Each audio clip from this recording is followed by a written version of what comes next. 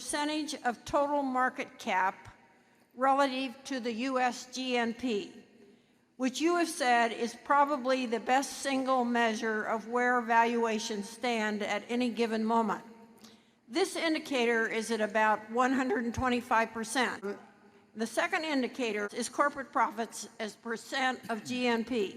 Are the current levels of either one or both of these indicators a matter of concern for the general investing public? It might be the second figure, which is the profits as a percentage of GDP, might be a concern for other segments of society, because what it indicates is that American business has done wonderfully well in recent years, and though it says what a terrible disadvantage it has because of U.S. tax rates and a host of other things, the facts are that American business has prospered incredibly. And the first comparison is very much affected by the fact that we live in an interest rate environment which Charlie and I probably would have thought was almost impossible not too many years ago. And obviously, profits are worth a whole lot more if the government bond yield is 1% than they're worth if the government bond yield is 5%. And so it gets back, and Charlie in that movie talked about alternatives and opportunity cost. And for many people, the opportunity cost is owning a lot of bonds, which pay practically nothing, or owning stocks, which are selling at fairly high prices historically, but they weren't selling at those historic prices with interest rates like this.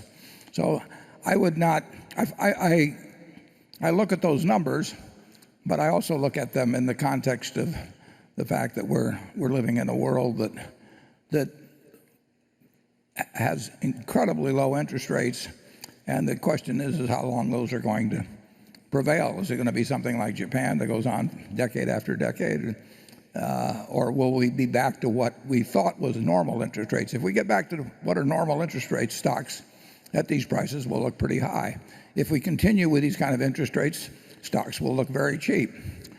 And now I've given you the answer, and you can take your pick. Charlie?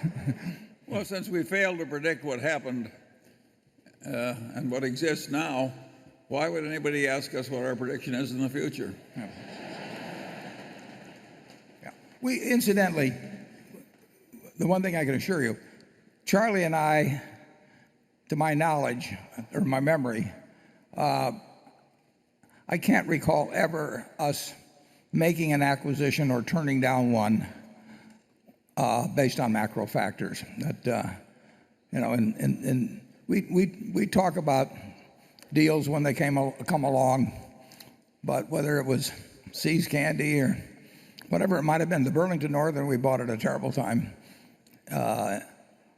general economic conditions. But we don't talk. It just doesn't come up because we know we don't know what the next 12 months, 24 months, 30. We know we don't know what that's going to look like, but it doesn't really make any difference if we're buying a business to hold for 100 years. What we have to do is figure out what's likely to be the average profitability of the business over time and how strong its competitive moat is and that sort of thing. So people have trouble believing that. They think we talk about it. We think any company that has an economist, certainly has one employee too many.